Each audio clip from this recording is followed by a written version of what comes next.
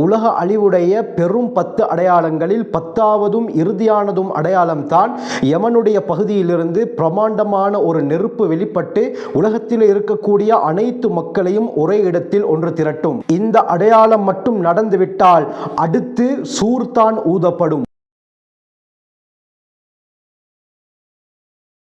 அல்ஹம்துலில்லாஹி ரப்பில் ஆலமீன் அஸ்ஸலாத்து வஸ்ஸலாமு அலா ரசூலில்லாஹி அம்மா பஅத்.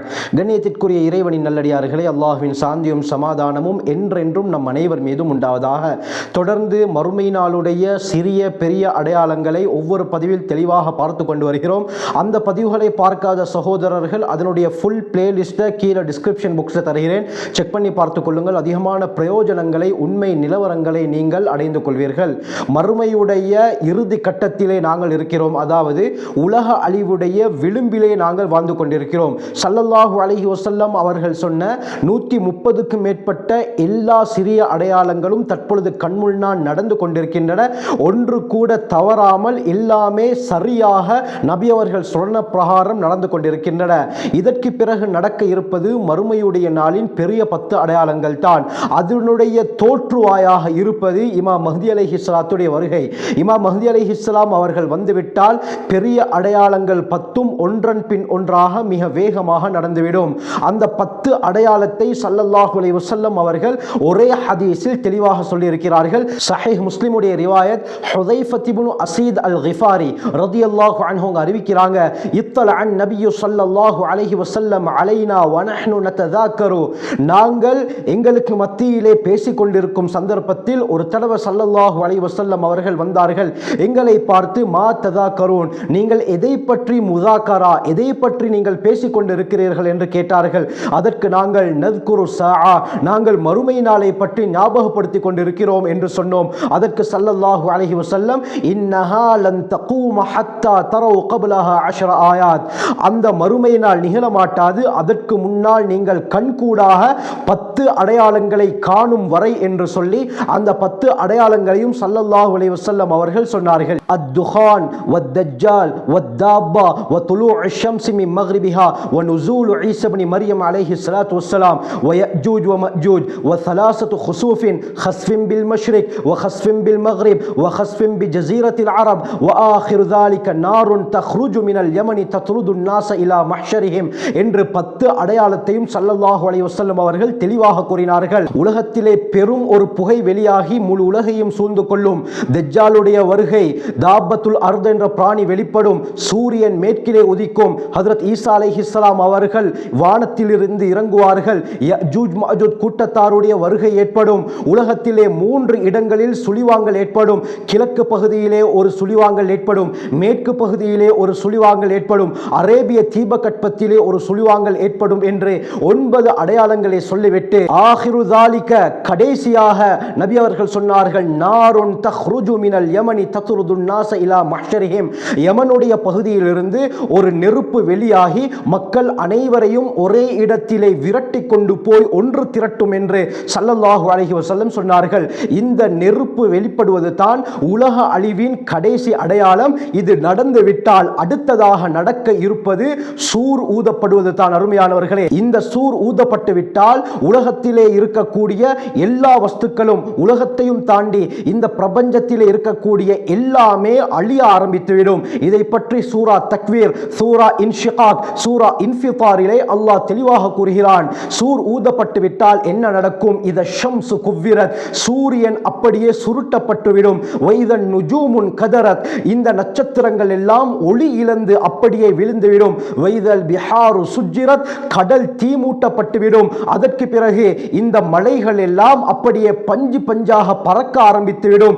உலக அழிவு நடக்கும். கண்ணியமானவர்களே, இந்த வானம் இடிந்துவிடும், பூமி அப்படியே அசைய ஆரம்பிக்கும். குர்ஆனிலே அல்லாஹ் ஒரு விதமான நிலநடுக்கத்தை பற்றி கூறுகிறான். இதா ஸுல்ஸிலத்தில் அர்து ஸில்ஸாலஹா, இப்பொழுது ஒவ்வொரு இடத்தில் தான் நிலநடுக்கங்கள் ஏற்பட்டு கொண்டிருக்கின்றன. குறிப்பிட்ட ஒரு நாட்டுடைய ஒரு பகுதியில், ஒரு தீவில், ஒரு இடத்தில் தான் நிலநடுக்கம் ஏற்படுகிறது. குர்ஆனிலே அல்லாஹ் ஒரு நிலநடுக்கத்தை பற்றி கூறுகிறான், ஒரு எர்த்குயிக்கை பற்றி கூறுகிறான். இந்த எர்த்குயிக் எப்படியாப்பட்டது என்று சொன்னால், ஒரே தடவையில் முழு உலகமும் அசையும் என்று அல்லாஹ் கூறுகிறான். அந்த சந்தர்ப்பத்திலே இந்த உலகத்தில் இருக்கக்கூடிய எல்லா வஸ்துக்களும் அழிய ஆரம்பித்துவிடும். வானம் அப்படியே இடிந்து கீழே விழுந்துவிடும். சூரியன் சந்திரன் எல்லாம் சுருட்டப்பட்டுவிடும். நட்சத்திரங்கள் எல்லாம் ஒளி இழந்து கீழே விழுந்துவிடும். இது எப்பொழுது நடக்கும்? சூர் ஊதப்படும் பொழுது. கண்ணியமானவர்களே, இன்ஷா அல்லாஹ் இதை பற்றி, இந்த சூருடைய வகை எப்படியாப்பட்டது, அந்த ஊதுகுழல் எப்படி, அதை யார் ஊதுவார் என்ற எல்லா விடயத்தையும் இன்னொரு பதிவில் நான் தெளிவாக பேசுகிறேன். இந்த சூர் ஊதப்படுவது எப்பொழுது? இந்த நெருப்பு வெளிப்பட்டு விட்டால். இந்த நெருப்பு எந்த பகுதியிலிருந்து வெளியாகும் என்பதையும் சஹீஹ் முஸ்லிமுடைய இன்னொரு ரிவாயத் தெளிவாக கூறுகிறது.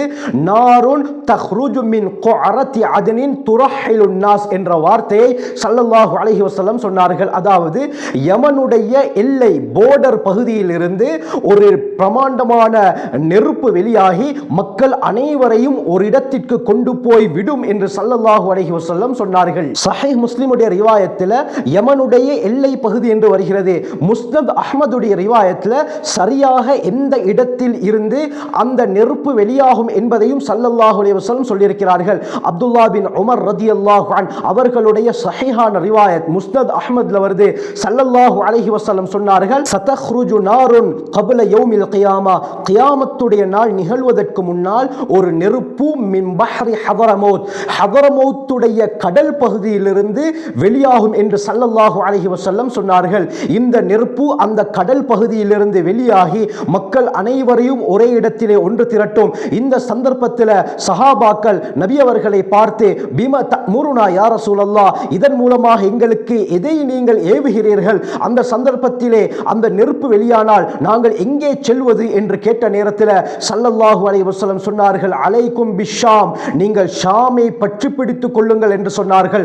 ஷாம் என்று சொன்னால் தற்பொழுது ஜோர்தான், சிரியா, லெபனான், பலஸ்தீனுடைய பகுதிகளுக்கு சொல்லப்படும் இந்த இடத்தை நோக்கி செல்லுங்கள் என்று ஸல்லல்லாஹு அலைஹி வஸல்லம் அவர்கள் முன்னறிவிப்பு செய்திருக்கிறார்கள். அருமையானவர்களை, இந்த ஹதரமௌத் என்பது யமனிலே இருக்கக்கூடிய முக்கியமான ஒரு ஊர். சஹீஹுல் புகாரியுடைய ரிவாயத் வருது. அனஸ் ரலியல்லாஹு அன்ஹு அறிவிக்கிறாங்க, ஸல்லல்லாஹு அலைஹி வஸல்லம் அவர்கள் மதீனாவுக்கு வந்த நேரத்தில் யூதர்களுடைய மதகுரு மிகப்பெரிய அறிஞர் அப்துல்லா பின் சலாம் ரலியல்லாஹு அன்ஹு அவர்கள் நபி அவர்களுக்கு முன்னால் வந்து இவர் உண்மையான நபியா என்று சோதிப்பதற்காக வேண்டி 3 முக்கியமான கேள்விகளை கேட்டார்கள். ஏன் என்று சொன்னால், இந்த 3 கேள்விகளுக்குரிய பதிலை உண்மையான இறை தூதரால் மட்டும்தான் சொல்ல முடியும் என்ற எண்ணத்திலே நபி அவர்களை பார்த்து கேட்டார்கள். முதலாவது அவர்கள் கேட்டது என்ன தெரியுமா? மறுமை நாளுடைய முதலாவது அடையாளம் என்ன? இரண்டாவது, மா அவ்வலு தஆமின் யக்குலுஹு அஹ்லுல் ஜன்னா, சுவர்க்கவாசிகள் முதலாவதாக சாப்பிடக்கூடிய உணவு என்னது?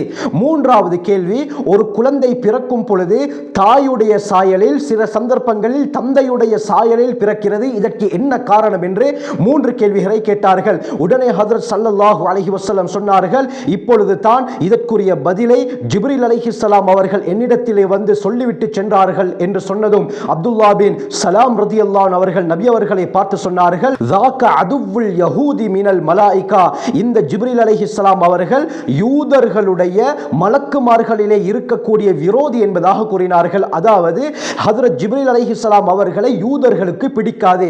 அதற்கு என்ன காரணம் என்று இன்ஷா அல்லாஹ் இன்னொரு பதிவில் நான் தெளிவாக பேசுகிறேன். பிறகு ஜிப்ரீல் அலைஹிஸ்ஸலாம் அவர்கள் அல்லாஹ்விடத்திலிருந்து வஹயை கொண்டு வந்து இதற்குரிய பதிலை நபி அவர்களுக்கு சொன்னதும் அந்த 3 கேள்விக்குரிய பதிலை ஹஜ்ரத் ஸல்லல்லாஹு அலைஹி வஸல்லம் அப்துல்லா பின் சலாம் ரலியல்லாஹு அன்ஹு அவர்களுக்கு சொன்னார்கள். அந்த சந்தர்ப்பத்திலே அவர்கள் இஸ்லாத்தை ஏற்றிருக்கவில்லை, ஒரு யூதராகத்தான் இருந்தார்கள். முதலாவது கேள்வி, மறுமை நாளுடைய முதலாவது அடையாளம் என்ன என்று கேட்டதும் ஸல்லல்லாஹு அலைஹி வஸல்லம் சொன்னார்கள், அம்மா அவ்வலு அஷ்ராத்தி ஸாஆ, மறுமை நாளுடைய முதலாவது அடையாளம் நாருன் தஹ்ஷுருன் நாஸ மினல் மஷ்ரிகி இலல் மக்ரிப், ஒரு நெருப்பு மக்களை கிழக்கு பகுதியிலிருந்து மேற்கு பகுதிக்கு ஒன்று திரட்டும் என்று ஸல்லல்லாஹு அலைஹி வஸல்லம் சொன்னார்கள். அருமையானவர்களை, இந்த இடத்தில் மறுமை நாளுடைய முதலாவது அடையாளம் என்று சொல்லப்பட்டிருக்கிறது. அப்ப இப்பொழுது நடக்கக்கூடிய அடையாளங்கள் எல்லாம் மறுமை நாளுடைய அடையாளங்கள் இல்லையா என்று கேட்டால், அருமையானவர்களே, உலக அழிவுடைய அடையாளங்கள் என்று பிரிக்கலாம், அடுத்து மறுமையுடைய அடையாளங்கள் என்று பிரிக்கலாம். உலக அழிவுடைய அடையாளங்கள் தான் தற்பொழுது நடந்து கொண்டிருக்கின்றன.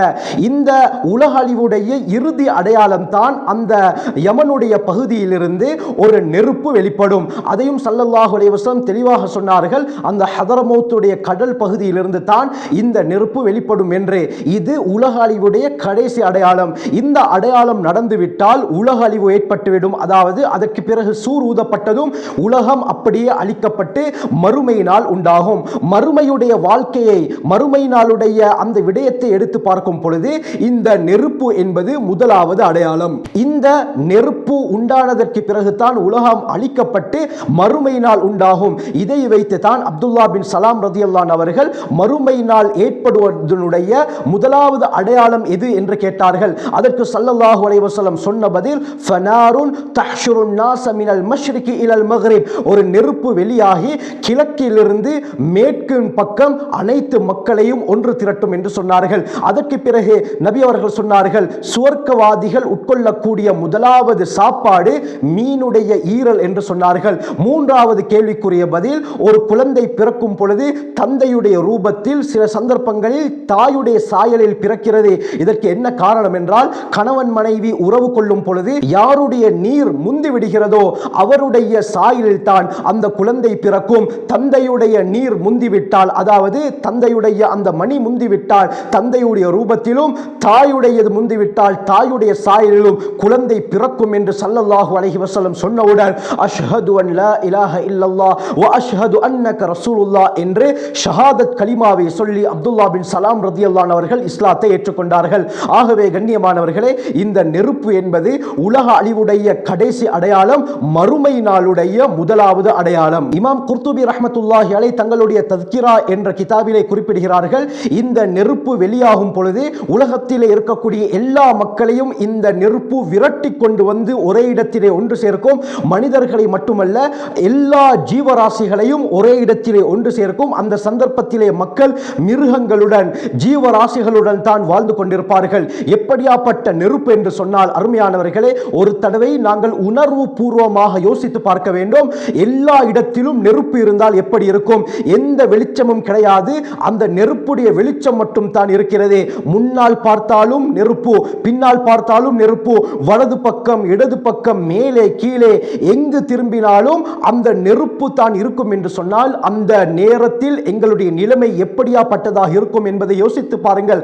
அதனுடைய உஷ்ணத்தால் நாம் எந்த அளவுக்கு அவதிப்படுவோம். முழு இடத்தை பார்க்கும் பொழுது, உதாரணமாக ஒரு இருள் அடைந்த ஒரு அறைக்குள்ளால் எங்களை பூட்டிவிட்டால் எங்கு திரும்பினாலும் எப்படி இருள் கண்ணுக்கு விளங்குமோ, இதே போலத்தான் இந்த நெருப்பு வெளிப்பட்டு விட்டால் எங்கு திரும்பினாலும் நெருப்பு மட்டும் தான் இருக்கும் என்பதாக அல்லாமா குர்துபி ரஹ்மத்துல்லாஹி அலைஹி தஸ்கிராவிலே குறிப்பிடுகிறார்கள். இதுதான் மறுமை நாளுடைய முதலாவது அடையாளம். உலக அழிவுடைய பெரும் 10 அடையாளங்களில் 10ஆவதும் இறுதியுமான அடையாளம். ஆகவே எஞ்சியிருக்கக்கூடிய காலங்களை அல்லாஹ்வுக்கு விரும்பிய பிரகாரம் நாங்கள் அமைத்துக் கொள்ள வல்ல அல்லாஹ் நம் அனைவருக்கும் கிருபை செய்வானாக. ஜஸாக்குமுல்லாஹு கைர். வ ஆகிரு தஅவானா அல்ஹம்துலில்லாஹி ரப்பில் ஆலமீன்.